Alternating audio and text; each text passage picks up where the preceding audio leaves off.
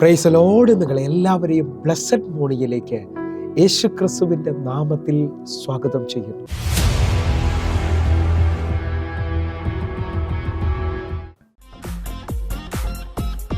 ഈശോരുവാതി തുറന്നാൽ ആർക്കും അടപ്പാനാവുകില്ല. ഈശോരുവാതിലടച്ചാൽ ആർക്കും തുറപ്പാനാവുകില്ല.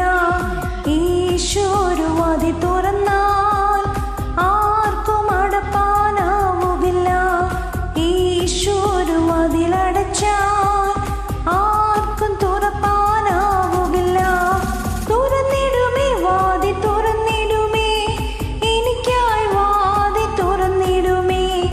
അടച്ചിടുമേ വാതിലടച്ചിടുമേ, വൈരീൻ വാതിലടച്ചിടുമേ.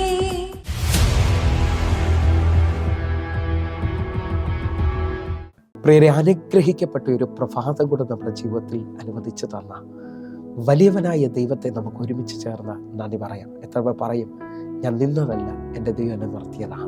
ഒന്നുകൂടെ പറഞ്ഞു കഴിഞ്ഞാൽ 2026 ഫെബ്രുവരി മാസം 23-ാം തീയതി വരെയും എന്നെയും എൻ്റെ കുടുംബത്തെയും കണ്ണിലെ കൃഷ്ണമണി പോലെ സൂക്ഷിക്കുകയും വിടുവിക്കുകയും ചെയ്ത വലിയവനായ ദൈവത്തിന് നന്ദി പറഞ്ഞുകൊണ്ട് ഈ പ്രഭാത ചിന്തയിലേക്ക് നമുക്ക് ഒരുമിച്ച് അടുത്തു വരാം. ദൈവം ഉരുട്ടി നീക്കുവാൻ പോകുന്നു. പ്രിയരെ, പ്രാരംഭ വാക്യത്തിലേക്ക് വിശുദ്ധ മാർക്കോസ് എഴുതിയ സുവിശേഷം 16-ാം അധ്യായം അതിൻ്റെ 3-4 വാക്യങ്ങളിലേക്ക്. കല്ലറയുടെ വാതിക്കൽ നിന്ന് നമുക്ക് വേണ്ടി 6 കല്ല് ഉരുട്ടി നീക്കിക്കളയുമെന്ന് തമ്മിൽ പറഞ്ഞു. 4-ാമത്തെ വാക്യം, അവർ നോക്കിയപ്പോൾ കല്ല് ഉരുട്ടി നീക്കി കളഞ്ഞതായി കണ്ടു. അത് ഏറ്റവും വലുതായിരുന്നു. പ്രിയരെ, ഈ പ്രഭാതത്തിൽ ദൈവം നമ്മോട് ഇടപെടുന്ന അനുഗ്രഹിക്കപ്പെട്ട വചനത്തിനായി നമുക്ക് ഒരുമിച്ച് ചേർന്ന് ദൈവത്തിന് നന്ദി പറയാം. എന്നോട് പ്രാർത്ഥനാ മുറിയിൽ ദൈവം പറഞ്ഞു, നിന്റെ മുമ്പോട്ടുള്ള വഴികളെ അടച്ചു കളഞ്ഞ കല്ലുകളെ ദൈവം ഉരുട്ടി നീക്കി കളയും. നിങ്ങൾ വിശ്വസിക്കുന്നവരാണോ? എനിക്കും നിങ്ങൾക്കും ഇനി ആ കല്ലിനെ ഉരുട്ടാൻ പറ്റത്തില്ല എന്ന് പറയുമ്പോൾ എൻ്റെ ദൈവം ആ കല്ലുകളെ ഉരുട്ടി നീക്കുവാൻ പോവുകയാണ്.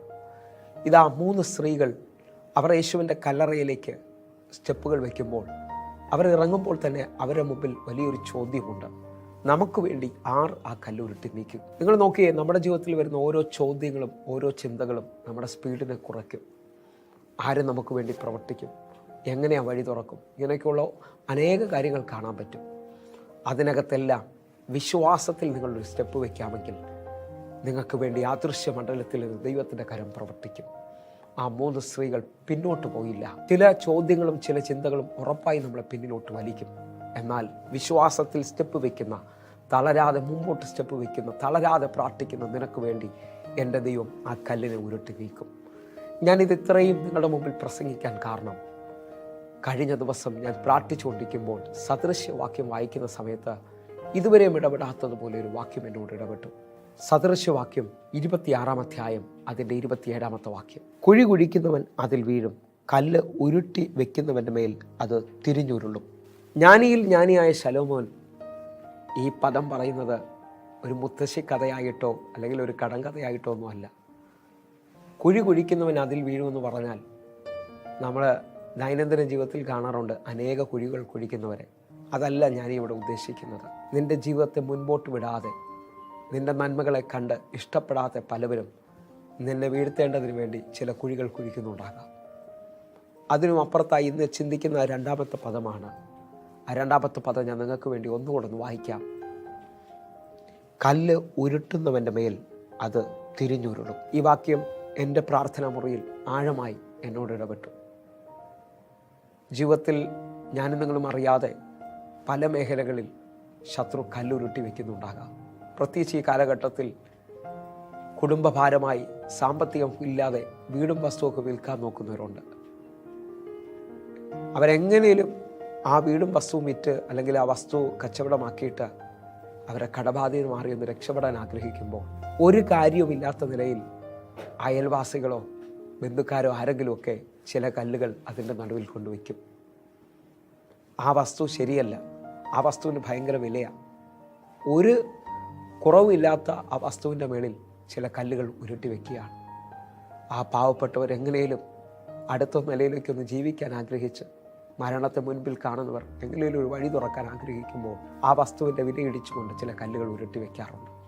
ചിലവർ ജോലിയിൽ ഒരു ഉയർച്ച വരുമ്പോൾ കൂടെ ജോലി ചെയ്യുന്നവർ ചില കല്ലുകൾ ഉരുട്ടി വയ്ക്കാറുണ്ട്. നിങ്ങൾ ഈ വചനം പറഞ്ഞുകൊണ്ടിരിക്കുമ്പോൾ തന്നെ നിങ്ങൾക്ക് മനസ്സിലാകുന്നത് നിങ്ങളോടുള്ള ദൂതാണെന്ന്. എനിക്ക് ഇന്ന് ഈ മോർണിംഗ് മെസ്സേജിൽ നിങ്ങൾക്ക് വേണ്ടി ഒരു വാക്ക് പ്രാർത്ഥിക്കണമെന്ന് വലിയ ആഗ്രഹമുണ്ട്.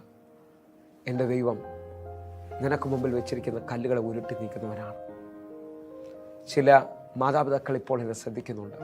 മക്കളുടെ വിവാഹത്തിന് വേണ്ടി ആഗ്രഹിച്ച് ആ വിവാഹം എല്ലാം അടുത്തുനിന്ന് കാണുമ്പോൾ ചിലവർ വന്നിട്ട് പറയും, ഇതൊന്നുകൂടെ ആലോചിക്കണേ, ഇത് ശരിയാവുമെന്ന് തോന്നുന്നില്ല. ഇങ്ങനെയൊക്കെ ചില കല്ലുകൾ ഉരുട്ടി വയ്ക്കും. എന്നാൽ നിങ്ങൾ വിശ്വാസത്തിൽ പ്രാർത്ഥിക്കുന്നവരാണെങ്കിൽ എൻ്റെ ദൈവം ഈ പ്രഭാതത്തിൽ ചില കല്ലുകളെ ഉരുട്ടി നീക്കാൻ പോവുകയാണ്. ജീവിതത്തിൽ വർഷങ്ങളായി ശത്രു അടച്ചു വച്ചിരിക്കുന്ന ചില കല്ലുകളെ കർത്താവ് ഉരുട്ടി നീക്കാൻ പോവുകയാണ്. നമുക്ക് ഒരുമിച്ചൊന്ന് വിശ്വസിക്കാം. ഈ സമയത്ത് തന്നെ കണ്ണുകളൊന്നടയ്ക്കാം, പ്രാർത്ഥിക്കാം.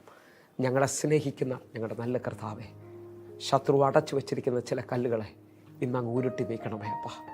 മുമ്പോട്ട് വിടാത്ത രീതിയിൽ, നന്മകളെ തടയുന്ന രീതിയിൽ കർത്താവെ അടച്ചു വച്ചിരിക്കുന്ന ചില കല്ലുകളെ എൻ്റെ കർത്താവ് തിരിച്ചുരുട്ടാൻ പോകുന്നതിനായി നന്ദി. ആ വാക്യത്തിൻ്റെ ആഴം, ആ കല്ലുകൾ അവിടെ സ്ഥിരമായിരിക്കത്തില്ല. കർത്താവ് അതിൻ്റെ സമയത്തിന് അതിനെ ഉരുട്ടി നീക്കുകയാണ്.